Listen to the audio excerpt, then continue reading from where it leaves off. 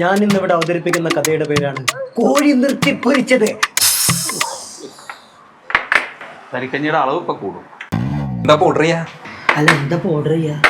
പള്ളിക്കെട്ടുണ്ട്, നീതി പൊറാട്ടുണ്ട്, പാല് കപ്പുണ്ട്, ഇടിയപ്പം കിഴിയുണ്ട്, കൊത്തു പൊറാട്ടുണ്ട്, പൊട്ട് ബിരിയാണിണ്ട്, ബാമ്പു ബിരിയാണിണ്ട്, പിന്നെ പോത്തിന്റെ കാലും ഉണ്ട്. എന്റെ കാലുണ്ട്, ഒരു പോത്തുകാല്. എടാ ഞാൻ പോരാ. നമ്മളെ നാട്ടിലെ തിന്നതിന് മുന്നേ കയ്യ കാന്ന് പറഞ്ഞൊരു പരിപാടിയൊക്കെ അതിന് ബെസ്റ്റ് ഇവനാ. അങ്ങനെ പറഞ്ഞു കൊടുക്കും മൊട്ടകാക്ക. ഇവൻ തിന്ന് കഴിഞ്ഞിട്ടേ കൈയുള്ളൂ. അങ്ങനെയാണെങ്കിൽ എന്നെക്കാട്ടി ബെസ്റ്റ് മൊട്ടകാക്കയാണ്. എന്താ മൂപ്പരാൾ കജ്ജി കൈകളേ ഇല്ല.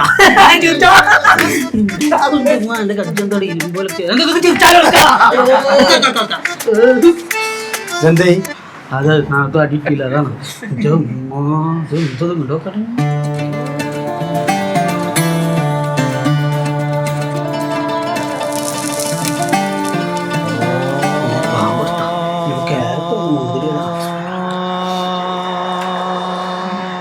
അത് നിങ്ങളൊന്നും നോമ്പ് തുറക്കണില്ലേ?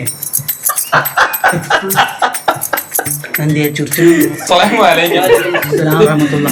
നിന്റെ മൊബൈലൊന്നും ചെക്കിയത് അവന്റെ എമ്മും എം മാർക്ക് സുബിക്ക് ചലറ പഠിച്ച.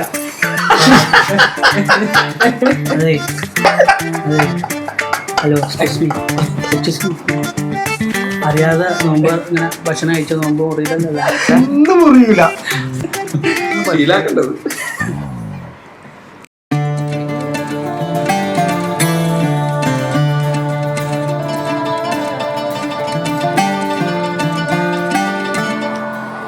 മുട്ട ഇവിടെ ഇല്ലല്ലോ വരേണ്ടിയത്.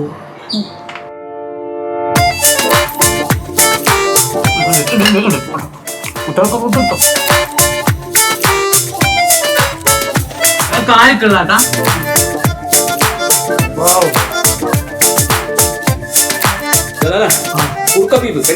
ബീഫ് കഴിക്കണമെങ്കിൽ നിർബന്ധിക്കണം. അപ്പൊ അതാണല്ലോ ട്രെൻഡ്. ഇവിടെ പിന്നെ അതൊന്നും വേണ്ടല്ല.